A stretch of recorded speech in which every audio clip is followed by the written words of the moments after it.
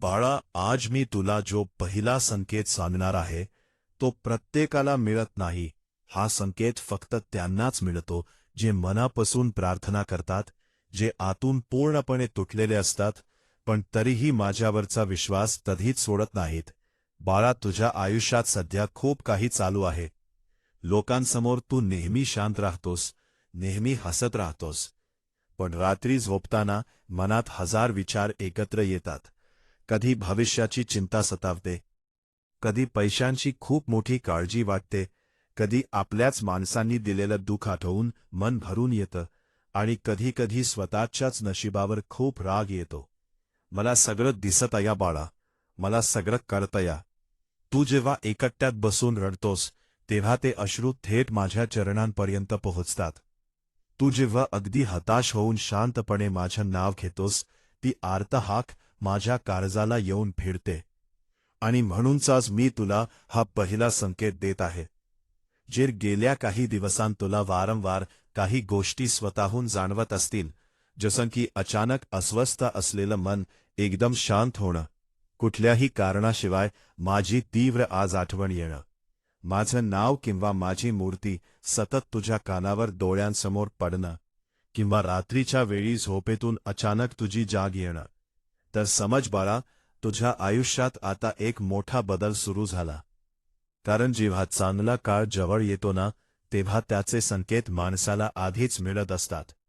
बाळा, कधी कधी तुला असं वाटतं ना की तू या जगाच्या शर्यतीत खूप मागे पडलायस. तुझ्यासोबतच्या सगळ्यांचं आयुष्य खूप पुढे गेल्या आणि तू मात्र अजूनही त्याच नावावर थांबलायस. पण एक गोष्ट नेहमी लक्षात ठेव, माझ्या दरबारात उशीर नक्कीच होऊ शकतो, पण कधीच अन्याय होत नाही. मी तुझ्यासाठी जो एक सुंदर मार्ग तयार करतोय, तो आज या क्षणी तुला कदाचित दिसणार नाही, पण योग्य वेळ आली की सगळं काही अचानक बदललेलं असेल. तुझ्या मनात जी एक मोठी इच्छा दडली आहे, जी तू आजवर अगदी कोणालाच सांगितली नाहीस, ती इच्छा माझ्यापासून लपलेली नाही बाळा. तू अनेक वेळा हताश होऊन हार मानायचा विचार केलास, पण प्रत्येक वेळी आतून काहीतरी तुला पुढे जाण्यासाठी थांबवत होतं. ते थांबवणार दुसरं कोणी नसून माझी तुझ्यावर असलेली अथांग कृपा होती.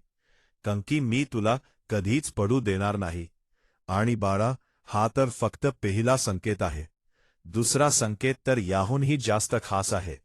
तो संकेत तुला मिळाला की तुझ्या मनातल्या इच्छेचा मार्ग तुला डोळ्यांसमोर स्पष्ट दिसू लागेल.